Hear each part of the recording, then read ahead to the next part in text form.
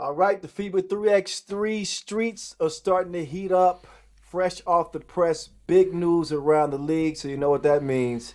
It's time for another one of your favorite podcasts, Word on the Streets. Here we go.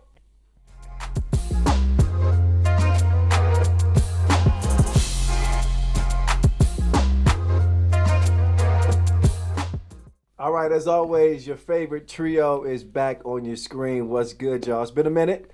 I'm the voice of 3x3, Kyle Montgomery. Of course, Vince, Chain, the Energy, and our 7-foot encyclopedia, The Mountain. Boz Rosendahl, we're approaching the FIBA 3x3 season, about a month away from the Champions Cup. Rosters validated. Some discussion to be had with that. Some big names on the move. Teams changing their names and some failing to exist altogether going forward. We'll get into that too. So good to finally have some meat on the bone. Pause. I'm starting this year off crazy. Damn, son, where'd you find this one? Good to have some content to get into as we approach the season. I've been missing you guys, but I'm glad we got some juicy news. We did get some juicy news yesterday and today, but anyway, outside of that, look, I'm happy to see you guys again, man. I haven't seen or talked to you guys in a while. The off season's been wild. I've been writing about it on Substack. Yes. FIBA even gave me a shout out. They put me in their article. They had me write some stuff in their article online. I'm happy about that. Yeah. But I'm more happy to talk to you guys again and get back into 3x3 groove. I'd say the season's getting close. Great write ups too, boss. I mean, you've hit the head of the nail with your last few articles, man. Especially keeping up with all these different roster shakeups, and still there could be moves on the brink, coming down the pike still. So good job, man, really. Yeah, let's do this real quick. UB reinforcing their roster with Filip Karevic from Hangzhou, raising the bar even higher for their Filip Kuluderovic. I'm messing with you. All right. I was like, I pronounced it right. That's how I practice it. Raising the bar even higher from their rivals. Already the benchmark team on the circuit. They've added one of 225's most dangerous isolation scorers. Rosendahl emphasized the luxury nature of the move. UB adding a killer, and Kaloderovic is the kind of move only the top team in the world can make, turning a strength into even a bigger problem for everyone else. I mean, come on, that is peak writing there, sir. No, he's poetic with it, boss. Yeah, boss, you're great on the microphone. But your penmanship, bro. I mean, you should be writing for a major paper.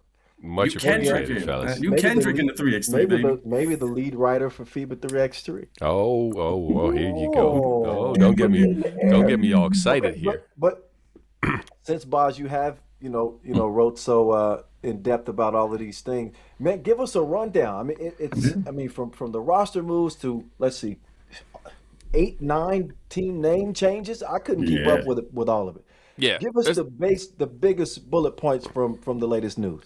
All right, so I'll give you the bullet points, and I'll tell you why now is an important time to do so, right? So, first of all, most of the hard-seeded teams, the teams that get World Tour allocations before the start of the season, had to validate, or all of them had to validate their rosters a couple of days ago. And they were publicized yesterday. There is a second date, right? So this is the first important date where you can kind of gauge what teams are doing, what's happening. So a lot of news yesterday. Then there's a second date, which is April 1st. It's another validation date. That's for teams that want to get into the Challenger circuit. So we'll get more juice in the next month and a half for sure. But anyway, biggest moves, and I've talked about a bunch of these again on my Substack. But of course, you just mentioned it, Vince. Kaloderovic to UB is insane, right? So let's start off by saying the best team in the world got better somehow. I don't know who's going to stop him this year. If Filip Kaloderovic is healthy, he adds a new dimension to them. So that is, to me, one of the most impactful moves of the offseason. We'll get into which ones are the most impactful later, I guess. Then Amsterdam adds Di Maio van der Horst back into the fold, right? He started his career with Amsterdam. He's back with them.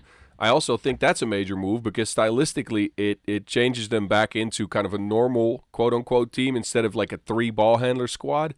Now they have the luxury to operate with 2 screeners, and Di Maio is more of a hybrid guy. He can handle the rock as well. So that's huge. Lehman loaded up majorly with Yeah. Milivojevic and Simeonovic, who's, I think, one of the more underrated signings of the offseason. That cat can hoop. So I think those are, in the top 4 teams, those are some big moves.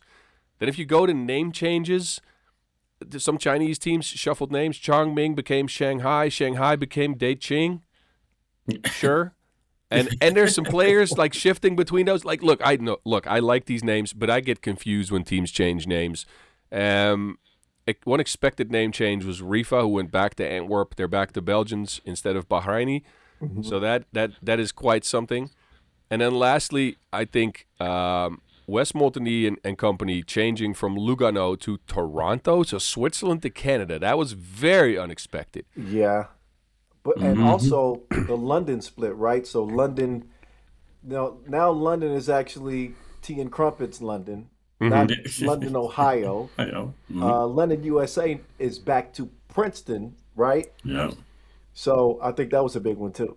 Yeah, for sure. And last thing I want to hit on here before we dive into all of this is what seems like the absence from the rankings of Partizan. They were gone for a little bit yesterday, which is when I wrote my article. Then they returned somehow today, but they don't have any validated players. They only have 3 names on deck, which is Torbica, Bursac, and Nikolic, who only played like one event last year. That team just fell apart. So I'm thinking they are done. I'm not sure. I mean, maybe they open up a new can of Serbian hoopers. It's always a possibility. But yeah, it's sad to see one of the bigger franchises in the last couple of years maybe bow out. Yeah.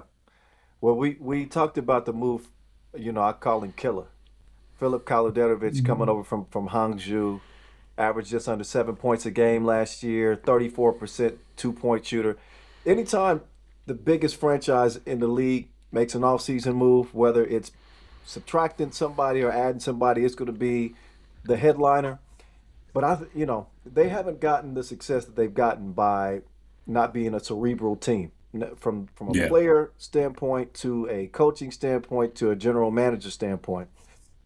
And I think the uncertainty with Dejan Majstorovic kind of put the fire to their ass to go out and find some help this offseason because he's such a big question mark.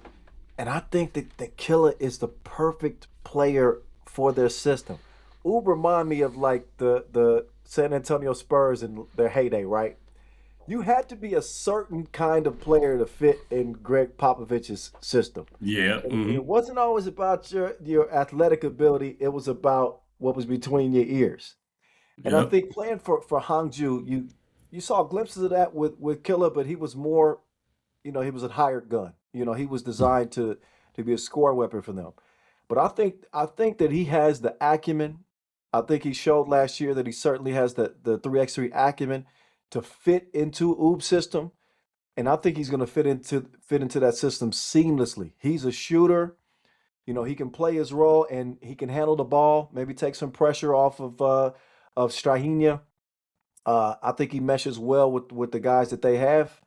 I think that is going to be a significant move, depending on what happens with Dejan and his hip injury, and whether or not he's going to be able to come back or not. No, but I'm going to piggyback on that. You're adding another lion to the lion's den. Okay, this pride has already been strong. And, you got your leaders. We talk about Brankovic. He should have been arguably MVP. And the Doctor Strange is always going to be, a dominant. But now you got another person that's going to defend and show a lot of emotion like Vasic does on Lehman. Kaloderovic, the Killer, when he's playing, he's locked in. And not only locked in on offense, he's going to lock in on defense. That gives some help on the perimeter, okay? Barac, arguably one of the best insider defenses. Naranjic is an unsung hero, but now you got someone that can really guard the ball and give a break to Brankovic and Strahinja because they've been in the game and people always are gunning for them. Now he can take out that best player in the opposite team. They can work. And then also, how that goes, vice versa. Then they start getting off the Killer. And then now he can start knocking down the shots. He can also be that set shooter. Just put him in a corner and just watch him work. Pump fake can go to the rim. This is going to be carnage as soon as it starts to mesh, though. Because, again, this is all theoretical. Yeah. Does he come in saying, all right, now you're going to the San Antonio Spurs that are defending champs with Popovich? Or are you going to like a Golden State Warriors in which we already got a couple of championships already? And then you say, well, guess what? I'm here. You guys want me here. I'm going to be the best and don't mesh with the system. That could be the worst case scenario. Well, Or the best, as you said. Vince, it's the best case scenario because we can talk about his individual talent, but it's really more about what the team provides for him and how they can now accentuate, his ability. Yeah. Oob's system makes players even better than what they are. If that sounds right. Imagine how many more open looks that Kaladetovich is going to get, as opposed to ISO. He'd probably be a great ISO scorer with Hangzhou. But in that Oob system, life is going to become so much easier for him and so much more difficult for whoever they play because, of his ability on offense to knock down shots, to penetrate, to break down the defense. Also, I don't think you can discount the fact that he hasn't been a winner. He's relatively new to 3x3. He hasn't had success. So you got a player who's coming in hungry. He hasn't shared in that success that Oob have built with their dynasty over the last few years. This is a guy that's coming in, who has the youth, that has the fire, that has the passion and the drive to want to feel what it's like to be a part of a winning franchise and be on a winning team. And with life becoming easier for him, I think it's the perfect marriage. But we'll see when they step between the lines, obviously. No, but I agree with you guys, and this is an easy one, right? I agree with the fact that he's going to fit into that system. He's going to have better players around him, so he's going to be probably more efficient than he was, and he was already a pretty efficient scorer. The one thing I think is underrated at this, it's not the fact that he is Majstorovic insurance. It's not the fact that he's even Strahinja insurance. May he be injured at some point, knock on wood, he doesn't, but he adds a new dimension to them. Look at Oob. Sometimes gets bogged down because somebody figures out their system, right? And it doesn't often happen, but they have these stretches in the season where teams kind of figure them out. Their shooting goes, like they don't always hit on all cylinders. This cat, if you're stuck in the mud, can get you a bucket. Regardless who's in front of him, regardless of who is there, he's going to try to go get you a bucket, either shoot it or drive to the hoop after a hesitation. That's something I think they have been lacking. They have not had that as much. Strange is definitely a good one-on-one attacker, but often he attacks off a screen or he's just a line driver, right? Outside of that, Majstorovic no longer does a lot of one-on-one stuff. Barac doesn't do it. Neranzic maybe under the basket, and then Brankovic potentially from the outside. They didn't have that point of attack guy that just goes at people when he needs to. Now, the one thing they need to strike is a balance, right? So it can't just be Philip trying to break people down going outside the system he's going to have to fit into. Right. But I do think if this works, they get a whole different offensive dimension that they have not had, and that's scary for the field, man. Definitely scary for the field. Last year was crazy. We think that one will work. We're all in agreement upon that. What move that we've seen so far that we aren't so sold that it will work? Y'all sold on Milivojevic to Lehman? Is that work? The Gladiator, is he going to fit with Lehman? And what are they doing? What are the future prospects of Lehman? Are they too long in the tooth? How much does Vassier have left? Milivojevic didn't have his best year. I don't know. Look, if I may, this is a bet on his upside, right? The best version of this cat is relentless. Goes to the basket, can pass, can shoot too. Although last year, again, he regressed heavily on the shooting front. Went down to below 20% from two. But that may also have had something to do with the talent around him and the fact that Borovicanin started taking more open shot. He had the ball in his hands every single possession. No one else was creating anything for them, and he had to do all the heavy lifting. In Lehman's system, he's going to have Milutinovic around him. I don't think he's going to play with Žigan all that much, but their new signing, Simeunovic, is actually a playmaking hub unknown to most people, I guess, but he's a really underrated passer. So Milivojevic can operate in space, doesn't have to continuously break down the defense and work hard on the other end. I think it will pan out, but it is a big gamble on the fact that his shooting ability is going to come around again. I'm just impressed with the thing is that we have a Coliseum fighter with a Z fighter. Like, you got these straight bodies, like, and pause, like, straight up, like, they are gonna want to go in the ring every 5 seconds against everybody. What I want to see, and this is the gladiator with the manimal, that dynamic I think is gonna be absolutely explosive, because you've seen Milatovic go crazy on the court. Vasic also. And I love passion, I love emotion. With both of them on the court, it's going to be electric. However, this is what I'm scared of, the bumping of heads. Who's going to take the lead? Who's going to be calling people out? Who's going to step up when it's supposed to? Zigan, he's been doing this thing as being like a quiet leader, but he shows on the court. But Milatovic is a vocal person. You see him talk, and so is Vasic. So I want to see them like interact on the court. Well, this one, I'd love to get Boz's thoughts on this one because, I think that this is going to be divided when people look at Amsterdam, quote unquote, new Amsterdam, which really is kind of like old Amsterdam with bringing Dimes back. I think it's a big community of people that felt like, Dimes should have been playing with Amsterdam for the past couple of years anyway. And now, he comes back and he rejoins his Olympic gold medal teammates in Worthy and Jan Driessen and Balconnect and Alberts. Right, I'm assuming that's going to be the roster going forward, Boz. It is for now. There's some other moves on the horizon still, but the 6 spot's still open, of course. Is the question because, right, the early iterations of the Worthy DeMayo connection, and it wasn't so good, right? They came together at the Olympics, but they also had Arvin playing in as well. I think it's worthy of at least the question of, does it work with Dimes rejoining? Has there been a change in perspective? We know what his physical tools are. We know what he brings to the team, the balance that you mentioned earlier.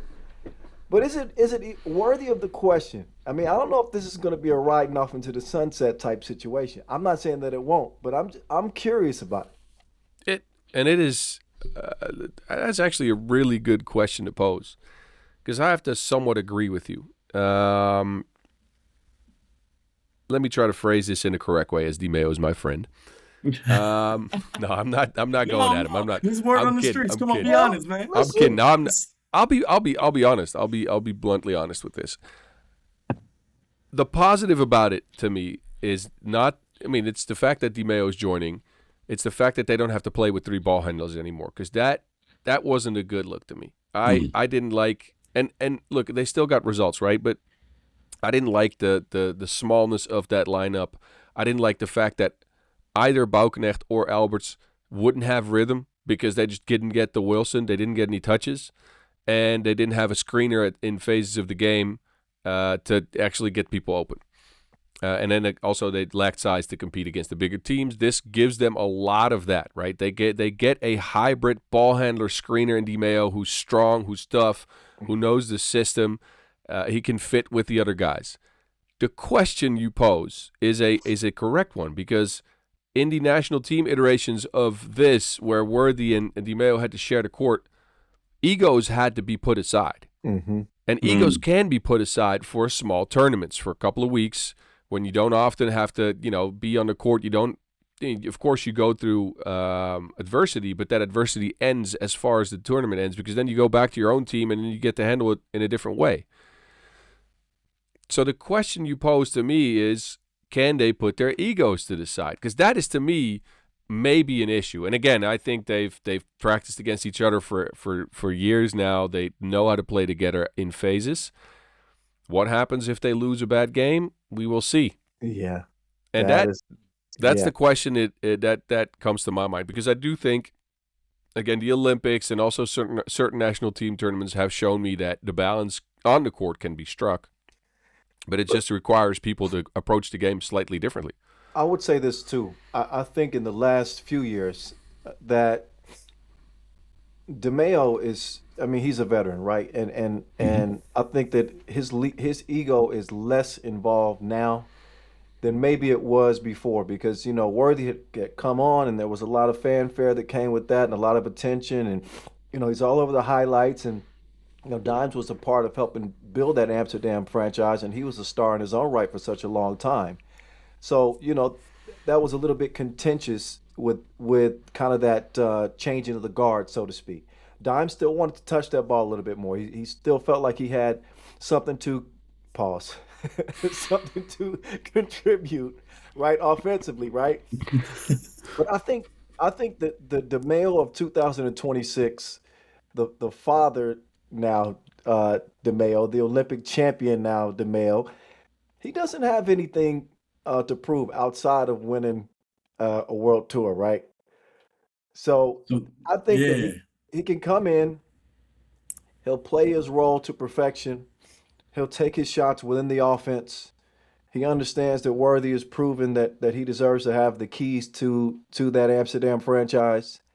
He's going to be a screener, a rebounder, and get his shots when they come to him. And I think that's the best situation for him. I think that's the best situation for the team. I think that's the way that this marriage or reunion works out.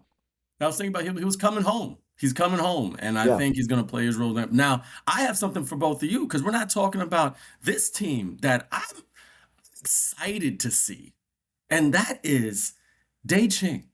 Let's talk about that for a second. With Dilang Zhang, which we know is a scorer in his own right.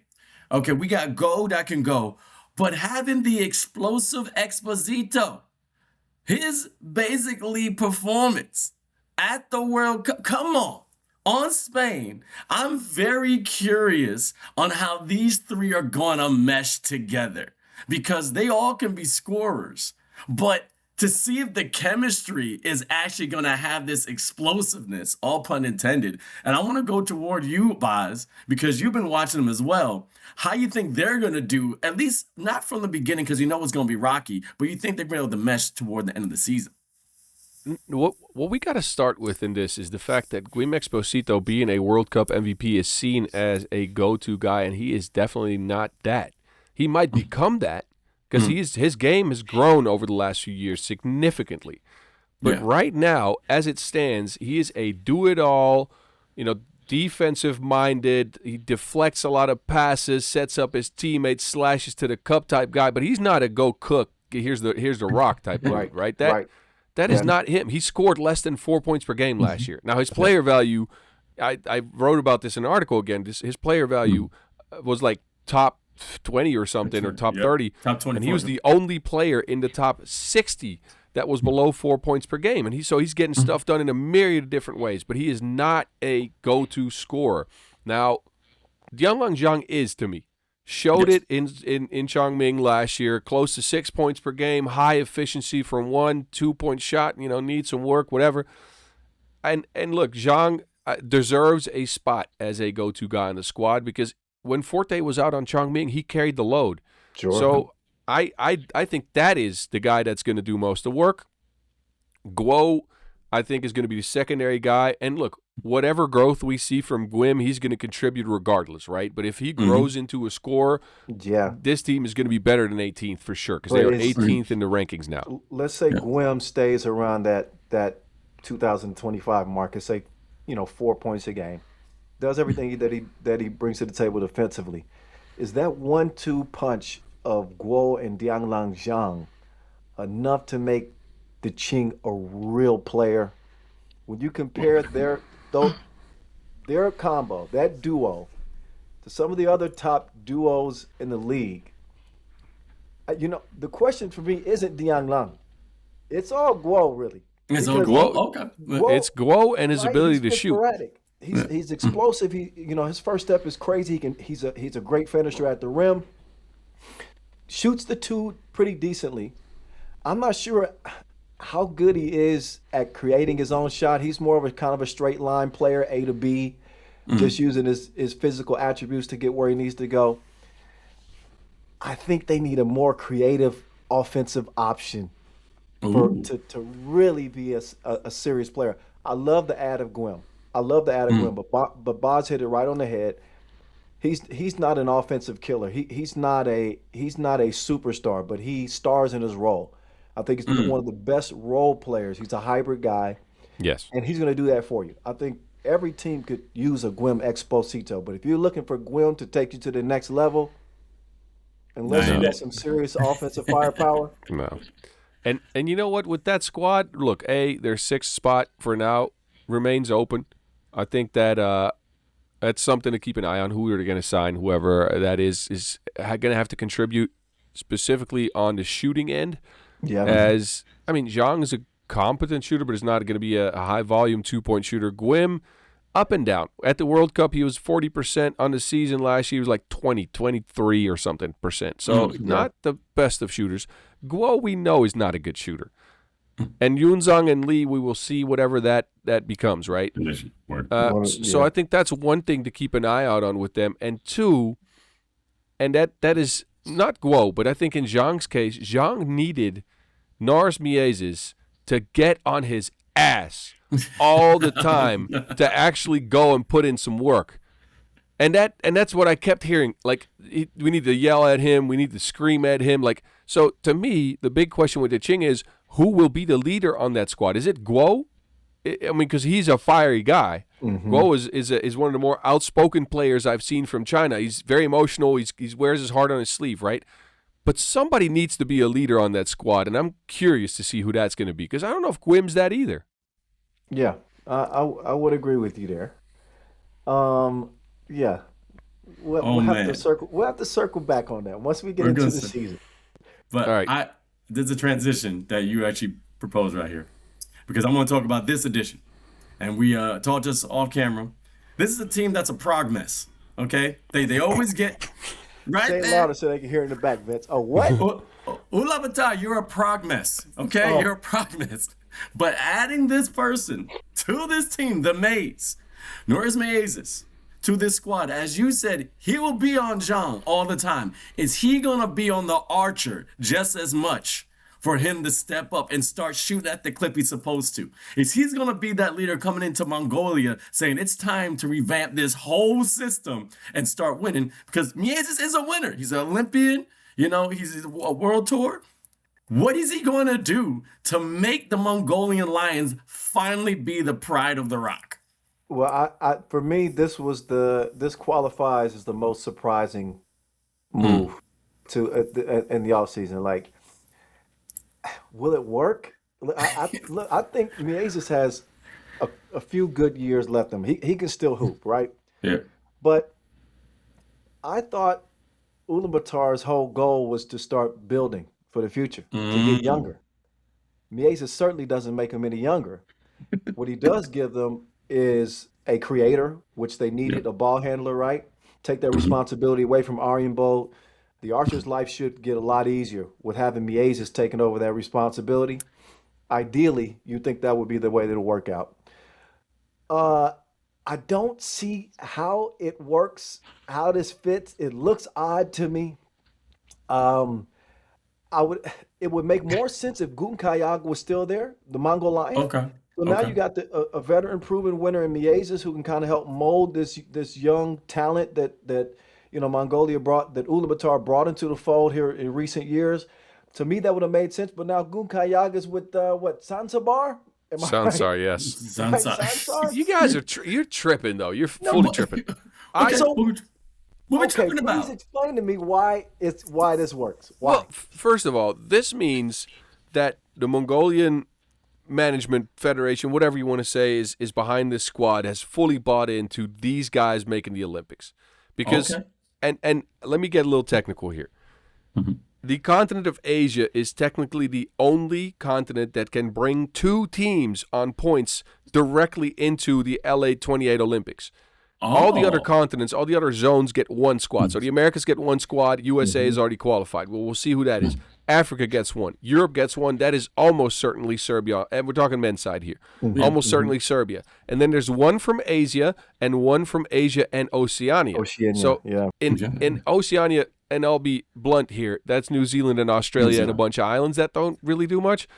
And Australia doesn't have the organizing power to fix the points, and New Zealand is too remote. And it's blunt. Maybe they'll do something. I don't see it. So, meaning the Asian continent is wide open. We know the players. China's the player. Mongolia is a player. Japan is starting to get in the game because they now organize 3 extra challengers on top of a world tour. So they're ramping up at least what they're doing. We know Bahrain wants to do something. So they're in the mix somehow. But out of those, aren't China and Mongolia the 2 most likely candidates to do anything? And with adding Miezes and keeping the veteran core around, and look, you guys say we need to get younger. You want to know what Davasambu averaged last year on the pro circuit? 6.4 points per game. Why the heck would you leave him? Why would you get him out of the team? He was really good. And he's a truck underneath, what's up man. with Dulgan? Is Iqbal going to be healthy enough? Look, he played in a physical Asia TV show. I'm sure he will be. Okay. All right. I watched that, Vince. I know you're laughing. I watched the whole show because of him. Anyway, no, but look, even Miezes though is in one way insurance for Dulgun to be injured. Last year we saw them trot out a lineup where now I'm cursing. Damn it. We're fucking Groot. Where fucking Groot was the ball handler, bro. We saw Groot talk the bull and got who else was on that squad? The Mongolian. That hurt my eyes. That hurt my eyes. But the Mongolian, man, I think for me, you keep that young guy in the fold, bro. He is in the fold, though. Sunsur's going to get a ton of challengers. They always do. They play in like 5-6 challengers a year. Let him grow. Let him cook and let him try to score all the points he wants. Okay. Because right now he's outside the system and he needs to be in it. Okay. All right. Then move him to the 18. All right. I didn't say the worst move. I just said the most surprising move. It was very much the most surprising move. And, you know, the one thing I want to add here is we saw 2 versions of Miezes over the last few years. And the one version that hit the World Tour was, frankly, just not good. Terrible percentages from the court. Like, he was disinterested for sure. But is he going to be interested to play in Mongolia? I hope so. I mean, look, they got him. That's what. It's going to Ulaanbaatar going to give him new life. I hope so. I would love it because the version of Miezes we saw in the national team events where he played was spectacular. Still, was so good, efficient, feisty, got to the cup at will, shot it at a higher percentage. But the version we saw on the World Tour was just not. He did not want to be there. I mean, look, 2024 numbers here, right? 3 events, 2.8 points per game for Miezes. No. What? 25, he was at 4.1. National team events, he's over 6 points per game. That's the version we need. And if we get that in Mongolia, that's a mentality shift. You know, there was some turmoil with some of the roster moves that you know were made with Chung Ming, and you know we saw him in limited action too. It doesn't help to play in the amount of games that he played in, a lot less than I think everybody else on the team. So this is why I'm never giving up on Norris Miezes. To me, he's an all-time great, and like I said, he's got several more good years left in him. He's gonna do good things with Ulaanbaatar. I want to see how quickly it comes together. I think in a perfect world, like I said, it's gonna make Arjen Bolt a much better player. It answers a void that they needed, which was a ball handler, primarily a creator. Who does it better than Norris Miezes when it comes to creation off the dribble drive? Agreed. And if you get the good shooting version, that relieves some of the burden on the other guys. Because last year, percentage-wise, their best shooter ended up being Davasambu. Yeah. Right, and that's look. He improved his shot for sure. Speaking of good shooting, I'll tell y'all an under the radar move. Here we go. That potentially I think can have a big impact. Wait a minute, don't be taking mine. Shout out to Lugano / Toronto. I was gonna say Carlos, bro. Carlos. See what Carlos? You said Lugano. Must-see TV. Oh, to Lugano. Oh, I think you said Lugano to Toronto. My bad. But that's only in XC, bro. He's not even on the. He's not validated for the season. What are you talking about? Did I see that wrong? No, you saw it. You saw him and DeValk lining up for Lugano in 3x3 Xe, aka not FIBA. Oh, never mind then. Oh, I got confused. I was like, I could have swore that I saw that. I wrote it. I was looking at Instagram. I said, "Oh shit," and I wrote it down. But no. That's just for Xe. I mean, I know they both are, I think, free agents and still looking for a squad is what I hear. But it's just going to be an Xe for now, is what sources tell me. But look, if those guys, and whether it be Vervoort or DeValk, if they stick around, that squad all of a sudden becomes very spicy at 11 in the standings right now. Can you imagine a lineup of Molteni, Vervoort, Zesati, and Adres de Leon? That's what I was talking about. What we saw at the America, Zesati, he was hooping. Zesati's a guy. Zesati's a guy. He's focused. He meditates as if he's on top of a mountain, being Jet Li and also Jackie Chan all in one. He got the power of just the mind, but he's a dog. Yeah. El perro. I don't know how to say wolf in Spanish. El wolfo.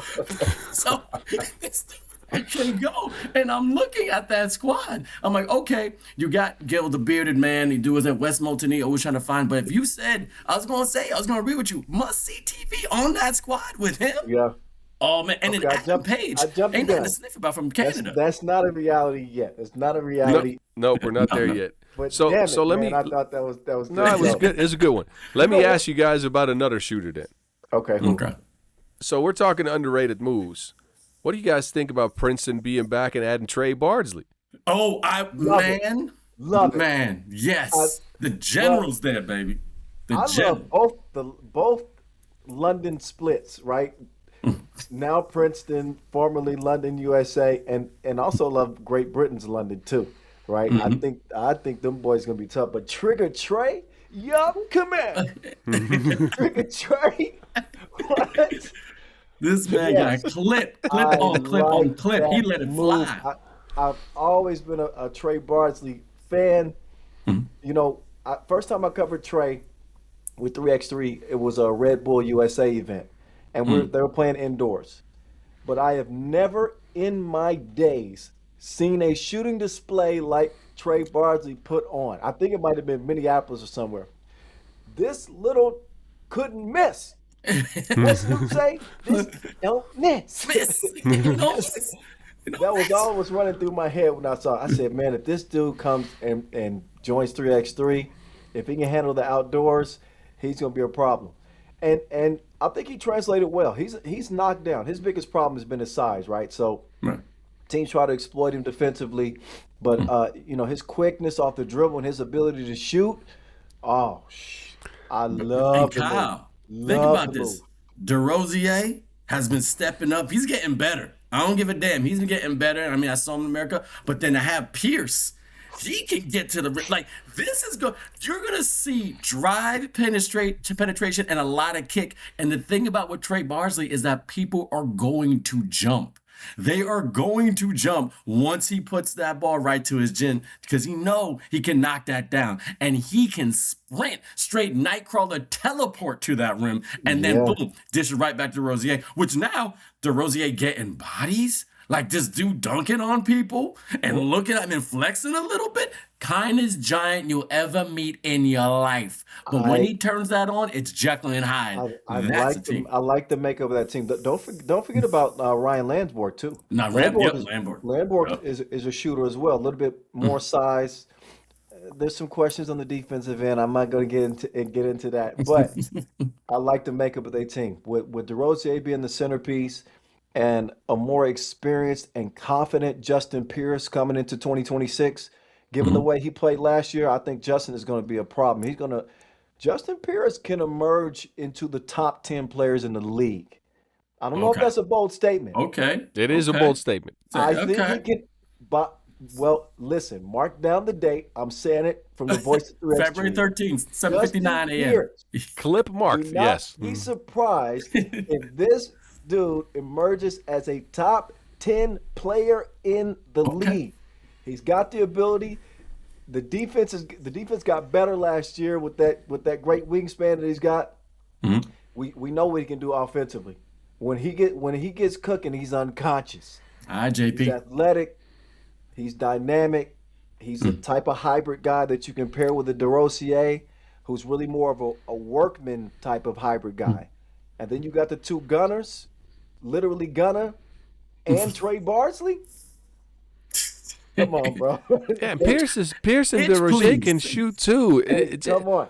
All of them can shoot except for when they sub in Roy Knutson. But like Knutson. besides that, no, like he's a good player. He's insurance for DeRozier being out, I guess. Yes.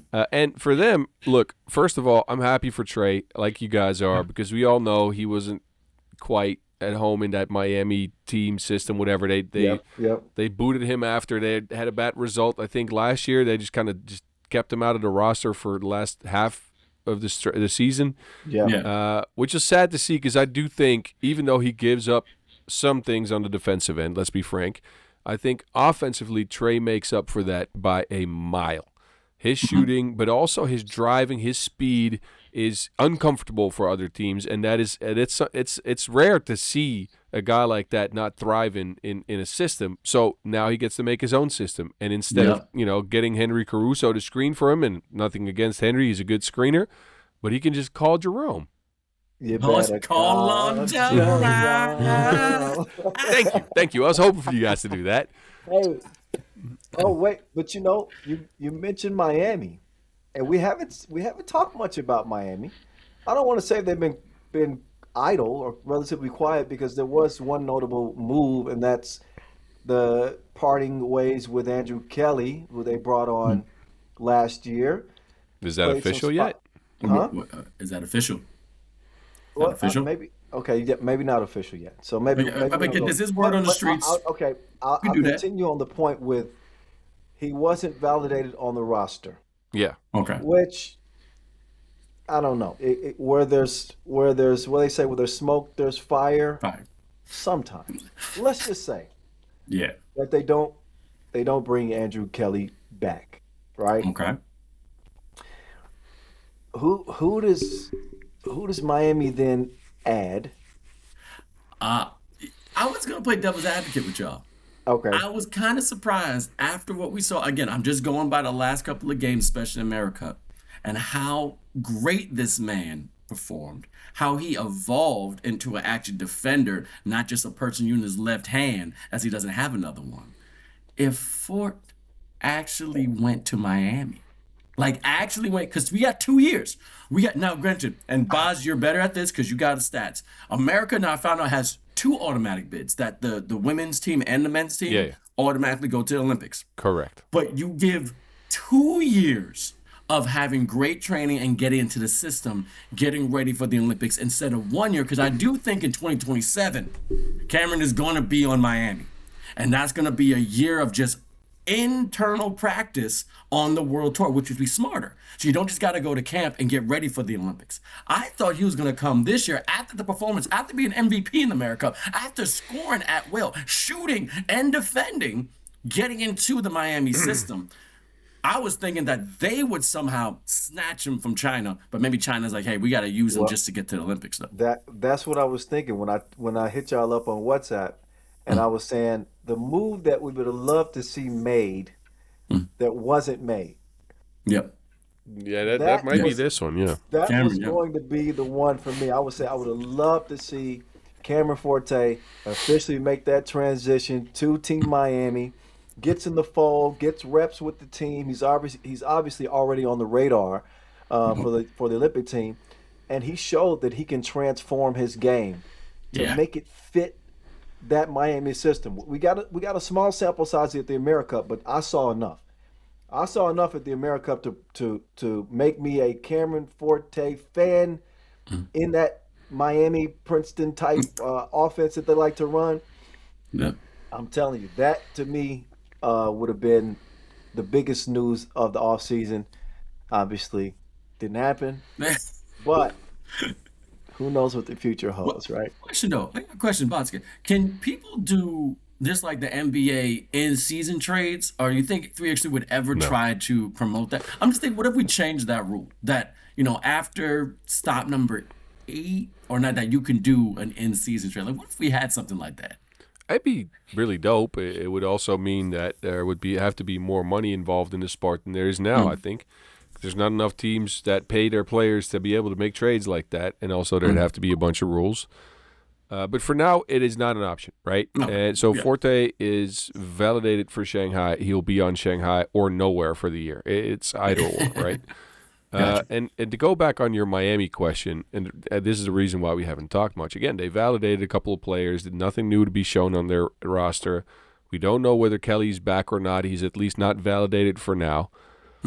But I don't know what their options are if they don't bring him back. I really liked what he did for them last year. I think what you said, Vince, he grew into a healthy contributor, good defender. He enabled Caruso to become much more than he was to start his Miami tenure. So I do think he had a lot of redeeming qualities. But, maybe he's out. We shall see. The only replacement I can think of from within their own system, because you try to replace from within your system first unless you can bring in major talent. The only replacement I can think of is Justin Pierce's brother, Caden Pierce. Yeah. Caden Pierce played on the Nations Leagues last year. He played on the under-23 squad. He is a sizable guy. He's still in college, so I'm not sure if his NIL deal's up after this year or if he's got one more. But Caden Pierce is one guy from their system that I think would fit Miami really well. We'll see whether that's the case or whether they bring in somebody else or whether Kelly's still back. Is that April 1st deadline? You can still validate guys later if you want to, if you only use these 4. We'll see. But think about this, though. Out of the top 4 teams, Lehman got way better. If this pans out, of course. Amsterdam has improved. Oob has improved, and Miami has done nothing. Yes. It's a great point. That's a great point. Up till now, right? So that's interesting. I mean, as we get closer to the World Tour season, we're gonna make our picks on how, if we think that there's gonna be any shakeup in the league, any shift in the balance of power amongst, say, the top 5 teams, the power teams. So depending on what happens roster wise, that may change from now till then. Yeah. What I did want to add to, because as we near the end of this pod, there's still guys that are available on the market that weren't validated, right? Andrew Kelly's name was on there. I know this is all pending, so we don't want to stamp it in officially. Marko Stefanovic, Enes Maradi, Malortner, what's that? Right? So They yeah, were so validated. yeah. So you want to Belavic's hear which Lucas. players we think, and again, there's certain guys we know aren't validated that are most likely returning to their squads, right? Let's say Matthias Lenortner. Not validated yet. He's recovering from injury, and he just posted a piece in a newspaper about how excited he is to go play for Vienna again this summer. So he'll be there. Nice. For Antwerp, for Mariffa, that means we know their squad of 6 already. Even though they've only hit on 3 guys on the validation. We know Antic is going to be back. We know Augustijn is going to be back. And we know from a Belgian newspaper article that the suspension of Nick Sellis will be over this year and he will return to the squad. Wow. Which to me might be one of the more underrated signings of the season. We will see whether it pans out. And we will see how much we get to talk about him, as he is a persona non grata for his actions in the past. But I do think as a player he has a lot of things that team needs. So to go back on your question, which are the free agents, so to speak, that are interesting, that we still think could be a huge add to a team. I'll tell you one. The highest ranked guy right now that is not validated is Milo Jovanovic, who was really good for Hangzhou last year, a team that rose up the standings like nothing we've seen before.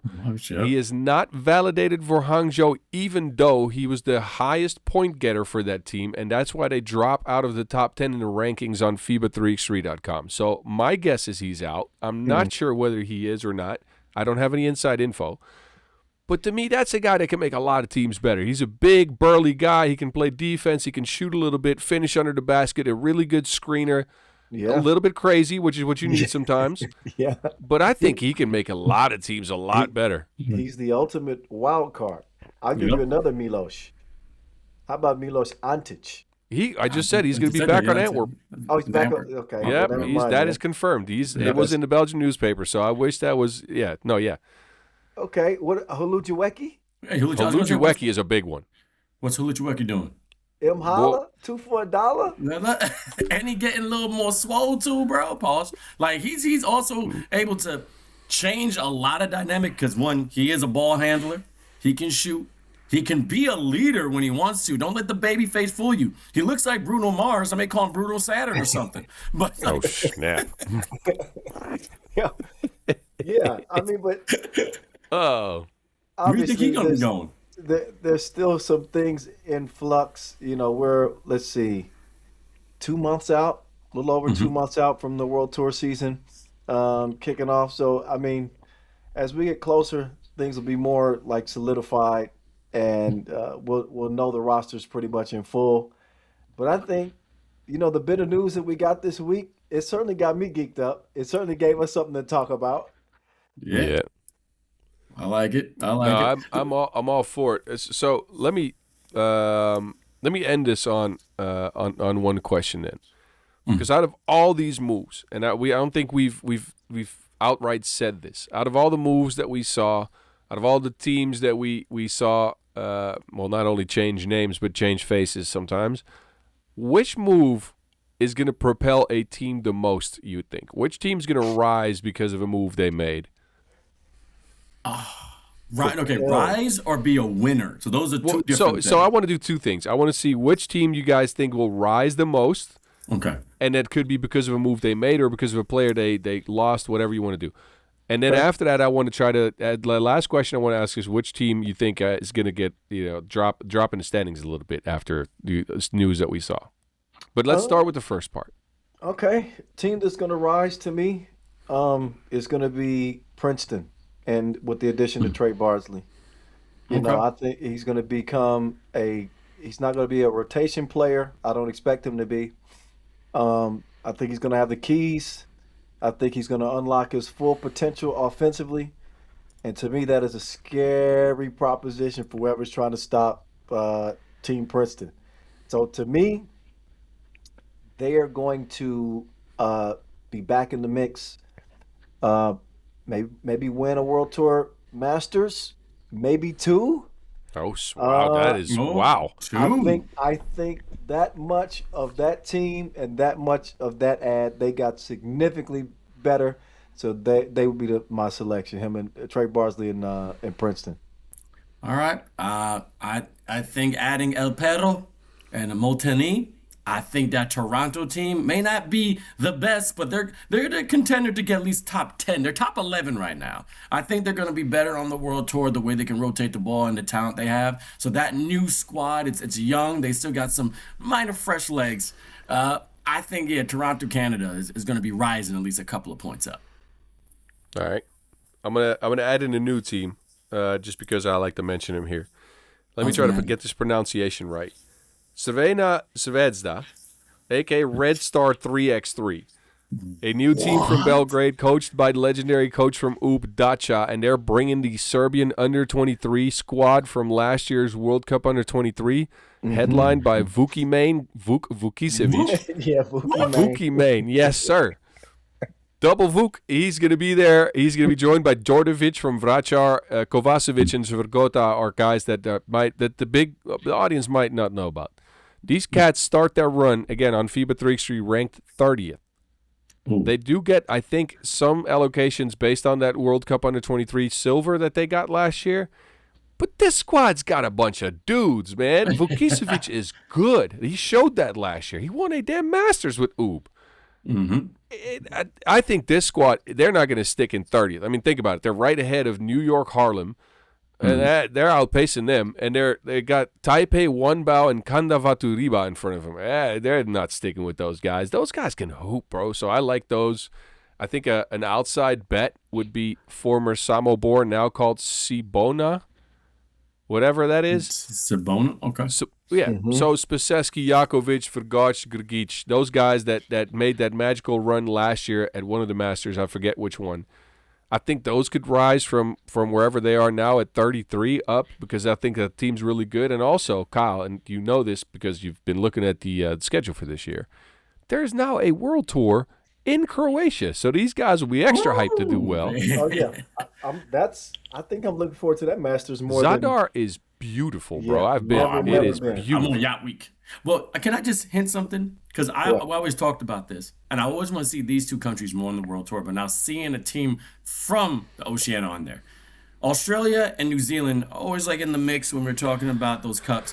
Christchurch. Oh yes, please let me talk about them. I wanted to bring up Christchurch, man. Come on, the New Zealanders are coming in. Tonga, Martin, like go in, Boz, go in. I'm so excited to see these. Look, this is way down the 3x3 swamp, bro. Like, and I am all for it. Look, Christchurch last year, their main guys were not with them, right? Tatui Lewis was in China. Aiden Tonga, I believe, was in Malaysia somewhere. They were not playing with their squads, right? They were somewhere else. But these are the two main dudes, right? Tonga is their kind of their quarterback. He sets up all the offensive action. You know what Tatui Lewis wants to do. He wants to shoot the rock. Add him to Dan Martin, who can go off. Book, who scored freaking 17 points in a game last year at the World Cup under 23. This team, the variance is extremely high. If they don't make a shot, they're going to be out in the qualifying draw, which is probably where they start. If they make shots, though, and I think they can make shots, the Asia Cup proved that to me. And if their system, that two-point nation style that they work so hard on, if that works, and it works with these guys, because Tatui Lewis is a talent. He's a dog. That man, speaking of people that can go into the top 10 players, if he ever gets an opportunity to play a lot, I'm sure he'll be top 10. I assure you he will. He is good. These guys, if they get an allocation, and I don't think they will, so they're going to have to try to battle through quests and light quests to get into a challenger. But if they can get one, and if they can do well, look, I'm all for it. This team's going to be fun to watch. We got to say this one thing. Sometimes to win, you got to bet on black. I'm telling you. Yeah. But we all in agreement. We all in agreement, especially watching young Lewis hooping at the Asia Cup. Let's just pray that we see more of Christchurch. Yes. Hallelujah. Oh, I love the pun. I love the pun. You see that? Okay. All right. Boz, you asked which team is going to fall off. I think it's pretty obvious. This should be across the board. It's got to be the dog pound. Yeah. Angel losing killer. Lazic likely not going to be there. Jovanovic not valid. Like, what is Hangzhou going to be in 2026? I have no faith in them being a contender in any way. That's no shot at. I like Shoe Pizza. I like Bordovichanin. I like those guys, but I think they got significantly worse, or at least out of all the teams that have made moves, to me, they're the ones that are downtrending. I would agree. I would agree. I thought it would be, and then it's hard to really say this out loud, but the Mongolians may actually go lower than I thought. Like, they make you they may go lower. And I'm like, hey man, I always root for them. I'll always root for them. I mean, come on, love their country. Ulaanbaatar is going this way. It's a stock that is just a little bit on a decline. Now, there's always a chance to get the resistance and rebound back up. But Miezas, you better start stretching now, because I don't know. The maze is becoming a cornfield. Like, come on, you gotta. Vince is officially off the rails now. Yo. Take the microphone from him. Oh, boy. Love you.